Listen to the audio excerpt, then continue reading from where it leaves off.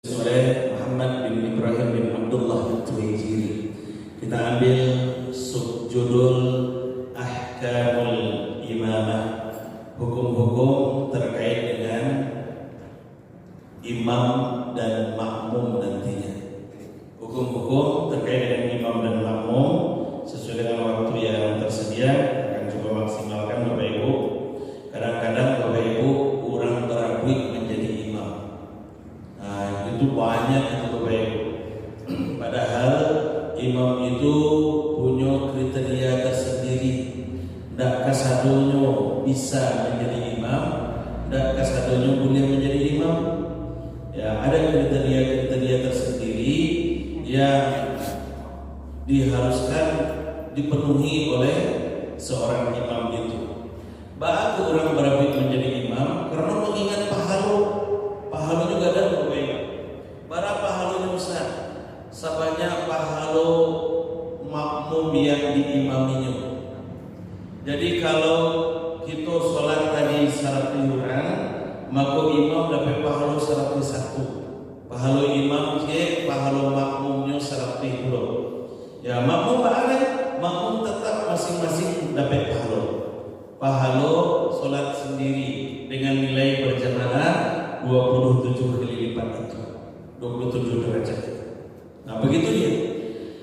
Sebagaimana disampaikan walahu minal ajri mithla ajri man shalla alaihi, ay man shalla ma'ah. Maka dia akan dapatkan pahala sebagaimana pahala orang yang sholat bersamanya. Nah, itu makmumnya orang berabid menjadi imam Bapak Ibu. Cuman kadang-kadang masalahnya dia jadi imam tapi persyaratan jadi imam tak terpenuhi. Ya, hanya nekat menjadi imam. Padahal imam itu punya kriteria. Apa kriteria imam? Siapa orang yang paling berhak menjadi imam itu? Ada nanti bagiannya al-ahqqu bil imam. Orang yang paling berhak menjadi imam.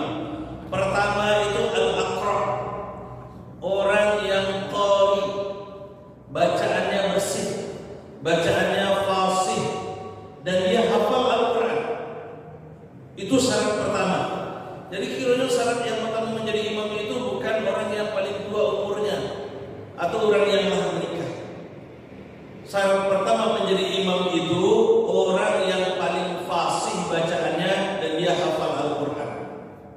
Itu dia. Al-Aqra, ay aqra'uhum wa huwa hifzan lil Quran. Dia hafal Al-Quran. Itu syarat pertama menjadi imam.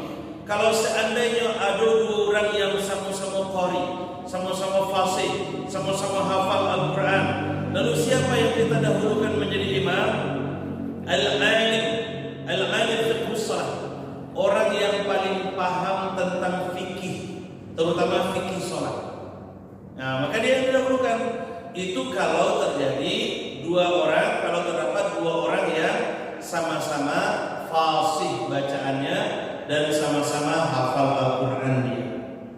Nah, maka cari orang yang paling alim, paling fikih, paling paham fikih salat. Kalau seandainya mereka sama juga pemahamannya terhadap fikih salat, gimana Ustaz? Maka cari orang yang a'lam bis sunnah, orang yang paling paham tentang sunnah, yang paling mengerti tentang sunnah-sunnah Rasulullah Sallallahu Alaihi Wasallam. Maka dia yang didahulukan untuk menjadi imam itu. Kalau seandainya sama, gimana Ustaz? Sama-sama qari, sama-sama fasih bacaannya, sama-sama paham terhadap fikih, sama-sama mengerti tentang sunnah, maka cari orang yang paling dahulu hijrah. Aqdamuhum hijratan. Oh, sekarang tak ada lagi hijrah Ustaz. Maka cari orang yang paling duluan masuk Islam. Oh, dia sama-sama masuk Islam Ustaz. Serentak waktu itu dia masuk Islamnya. Maka gimana caranya? Baru berlaku nanti aktsaruhum sinnan. Lihat akte kelahirannya. Jadi kalau misal Bapak Ibu Upin Ipin sholat, Asia yang jadi imam, dia tahu Upin Ipin Bu? Apa bedanya Upin dan Ipin? Ada jambulnya. Ayolah. Mereka itu kembar seiras. Ini contohnya nih. Walaupun Upin Ipin itu contoh yang kayaknya kurang baik juga.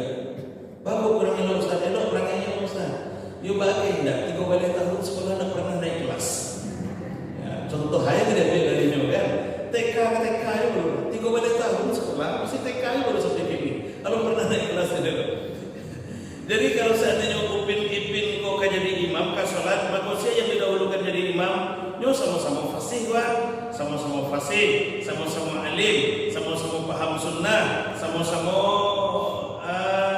paham hadis, sama-sama masuk Islam misalnya kan. Asia yang didahulukan menjadi imam ada dahulukan Upin. Baku dahulu Upin karena dia lahir lebih dahuluan 5 menit. Ya, beda lahirnya itu 5 menit. Walaupun 5 menit je, tetap dia lebih berhak menjadi imam. Aktaruhum sinnan. Jadi kiranya Bapak Ibu, yang paling tua umurnya itu kriteria kesekian. Kriteria kesekian untuk menjadi imam. Bukan kriteria pertama.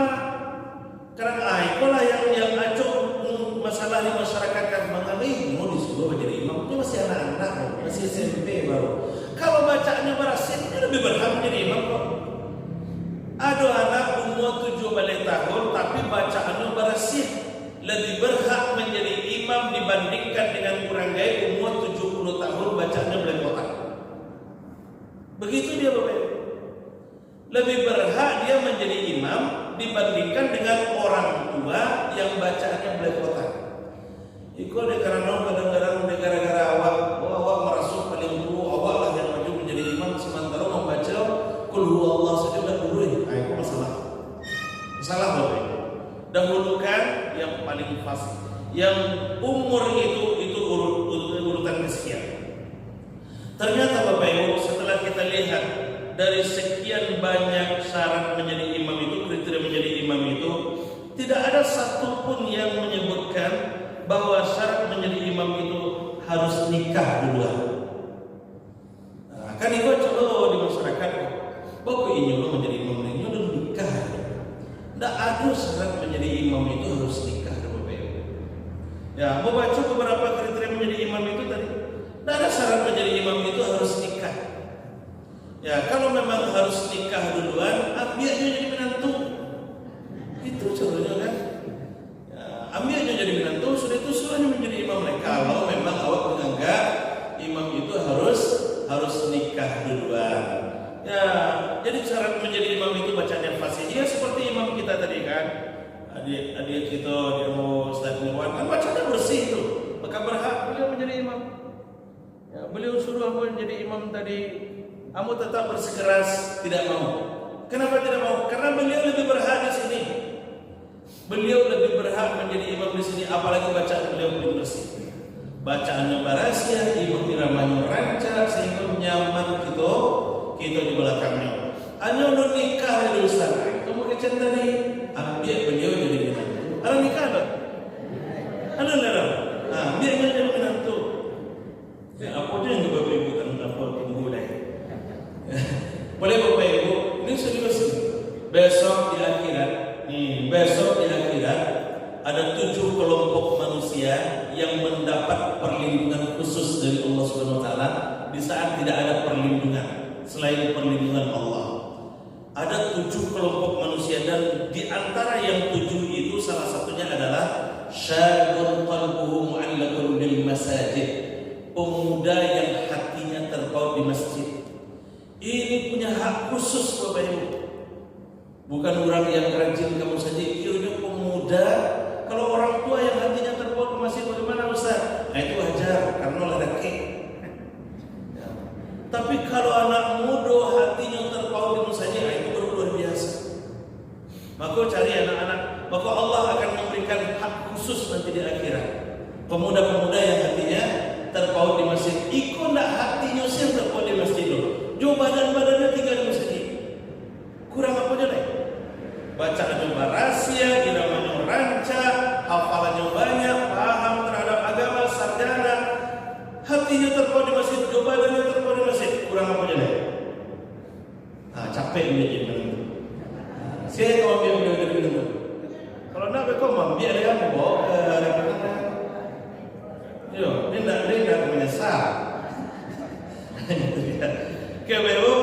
Nah, jadi syarat menjadi imam itu tidak ada harus menikah duluan. Kalau memang ya kadang-kadang kalau menikah itu bukan hanya sama-sama Ustaz. Justru ya justru yang belum menikah pun kadang-kadang pengaduannya lebih parah daripada yang belum menikah. Yang belum menikah. Itu dia. Oke, lanjut. Tsumma akbaru sinnan, kemudian orang yang paling tua umurnya.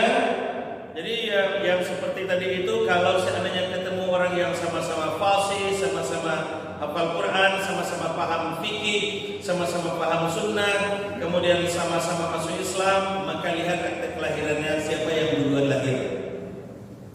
Aktaruhum sinnan, yang paling tua umurnya. Nah, kalau seandainya ternyata sama juga Ustaz, maka bagaimana caranya? Tsumma Qur'an. Cabut lot, pakai lot Bapak Ibu. Cuy itu pada pentingnya untuk menentukan imam itu. Cabut lot. Siapa orang yang kita dahulukan untuk menjadi imam itu. Begitu dia. Oke, wa hadza fima idza hadaratis shalah wa aradu an yuqaddimu ahaduhum. Ini kalau kita akan menyelenggarakan menunaikan salat sementara kita akan memilih masih tegang usia yang akan dimajukan menjadi imam. Fa in kana lil masjid, jika sekiranya di suatu masjid itu imamun wa hadarun, ada imam yang kita sudah tetapkan, ini disebut dengan imam ratib. Kalau sekiranya di suatu masjid itu ada imam yang sudah kita tetapkan dan dia ada di situ, maka dia lebih berhak menjadi imam. Makanya tadi Bapak Ibu apa nanti jadi imam? Karena imam itu sudah ditetapkan. Jadi kalau seandainya misal Bapak Ibu datang ulama besar dari Palestina misal, hadirnya ke Masjid Raya Andaleh, bacanya bagus, bacanya fasih, paham Al-Quran, pasti hafiz 30 juz. Maka siapa yang lebih berhak menjadi imam? Tetap beliau. Karena beliau yang sudah kita tetapkan dan kita sepakati untuk menjadi imam. Begitu adabnya. Ini terjadi Bapak Ibu. Kenapa ini penting? Ini bagian khusus di dalam fikih yang tidak boleh kita tinggalkan. Suatu kali dulu pernah terjadi di Surau Buya Gusti Rizal Gozahar di Bukit Tinggi. Bapak Ibu kalau baik Bukit Tinggi di menjalan rumah sakit daerah Bukit Tinggi itu, RSUD Bukit Tinggi di bypass itu ada Surau Buya Gusti Rizal Gozahar sebelah kanan. Nah, di situ Bapak Ibu kan imamnya sudah tetap itu Buya Gusti Rizal Gozahar. Waktu itu waktu sholat sudah masuk, iqamah akan dikumandangkan. Sementara Buya ini belum keluar dari dalam ruangan beliau. Nah, lalu kemudian iqamah dikumandangkan. Pas iqamah dikumandangkan itu, majulah seorang menjadi imam, mengambil inisiatif. Ketika seseorang ini maju, beliau keluar dari ruangannya. Ya, masalahnya yang sudah maju ini tidak mau mundur lagi. Karena sudah maju, tidak mau mundur lagi. Nah, akhirnya apa yang terjadi? Selesai sholat itu jadi masalah. Jadi masalah Bapak. Ya. Siapa yang bermasalahkan Ustaz? Buya yang bermasalahkan. Nah, apakah Buya arogan dengan hal seperti itu? Tidak, karena beliau sangat paham fikih. Kenapa beliau mempermasalahkan? Karena mohon maaf, yang maju ini ya nyelonong lah istilahnya itu kan. Yang nyelonong ini harusnya mohon maaf bahasa kasarnya tahu diri. Ya, walaupun seandainya dia Bapak Ibu dia fasih, dia paham Al-Quran, tapi karena imamnya sudah ditetapkan, maka imam itu lebih berhak menjadi imam di tempat yang sudah ditetapkan. Misal Ustaz Mirwan, lalu kemudian pergi beliau ke Al-Hakim misalnya. Beliau kan imam tetap kita di sini, suaranya bagus, bacaannya bersih. Pergi beliau ke Al-Hakim, apakah beliau berhak menjadi imam di Al-Hakim? No, tidak. Yang berhak menjadi imam di Al-Hakim itu siapa? Orang yang sudah ditetapkan pula menjadi imam di situ. Begitu. Atau imam Masjid Raya Ahmad Khatib Al-Minangkabawi, dia sudah ditetapkan menjadi imam di situ. Datang dia ke Masjid Raya Andalas, apakah dia berhak menjadi imam di sini? tidak. Yang berhak menjadi imam di sini tetap ustadz yang sudah kita tetapkan di sini. Itu kalau beliau ada, kalau beliau hadir, gitu dia. Fa in kana lil masjid imamun wa hadir fa huwa al-muqaddam. Jadi kalau di masjid itu ada imam yang sudah kita sepakati bersama, maka dia lebih didahulukan untuk menjadi imam. Kecuali kalau beliau nanti yang mempersilahkan. Nah, itu lain pasal Bapak Ibu.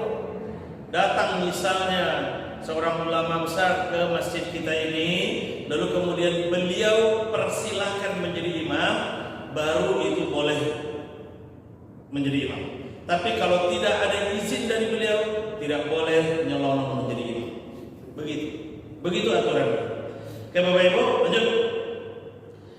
Sakinul bait wa imamul masjid ahaqqu bil imamah illa man di sultan. Ini catatan pentingnya.